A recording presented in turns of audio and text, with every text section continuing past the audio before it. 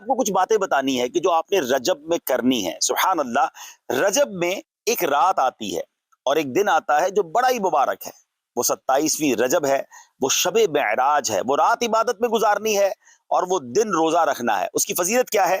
نبی پاک علیہ الصلوۃ والسلام کا فرمان عالی شان ہے کہ حضرت ابو ہریرہ رضی اللہ تعالیٰ فرماتے ہیں جو کوئی 27ویں رجب کا روزہ رکھے اللہ عز و جل اس کے لیے 60 مہینے کے روزوں کا ثواب لکھے گا. اللہ اکبر. اسی تاریخ کو نبی پاک علیہ الصلوۃ والسلام کو معراج شریف کا عظیم الشان معجزہ نصیب ہوا. چنانچہ اس دن جو روزہ رکھتا ہے، نبی پاک علیہ الصلوۃ والسلام فرماتے ہیں رجب میں ایک دن اور رات ہے، جو اس دن روزہ رکھے اور رات قیام یعنی عبادت کرے تو گویا اس نے 100 سال کے روزے رکھے. فرمایا 100 برس کی شب بیداری کی اور یہ رجب کی 27ویں رات ہے. تو پتہ چلا 27ویں شب کو عبادت کرنی ہے، 27 رجب کو روزہ رکھنا ہے. اب آئیے ہمیں اس رات کچھ نوافل پڑھنے ہیں. وہ کیا ہیں؟ رجب میں ایک رات جس میں نیک عمل کرنے والے کو 100 برس کی نیکیوں کا ثواب ہے، وہ 27ویں شب ہے، 27th نائٹ آف رجب. جو اس میں 12 رکعتیں اس طرح پڑھے کہ ہر رکعت میں سورہ فاتحہ اور کوئی ایک سورت اور ہر 2 رکعت پر التحیات پڑھے اور 12 پوری ہونے پر سلام پھیرے.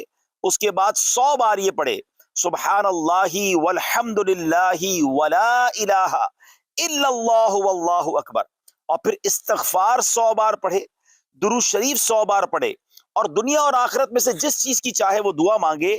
صبح روزہ رکھے تو اللہ پاک اس کی سب دعائیں قبول فرمائے گا سوائے اس دعا کے جو گناہ کے لیے ہو.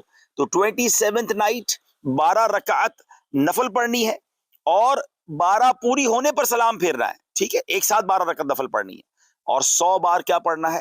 سبحان اللہ والحمد للہ ولا الہ الا اللہ واللہ اکبر. 100 بار استغفر اللہ ربی من کل ذنب واتوب الیہ پڑھ لیں. 100 بار کوئی بھی درود شریف پڑھ لیں، پھر دعا مانگے، انشاءاللہ دعائیں قبول ہوں گی. کسی پریشانی میں ہے، کسی بیماری میں ہے، کسی تکلیف میں ہے تو یہ رجب کی 27ویں شب کو ٹارگٹ بنا لیں.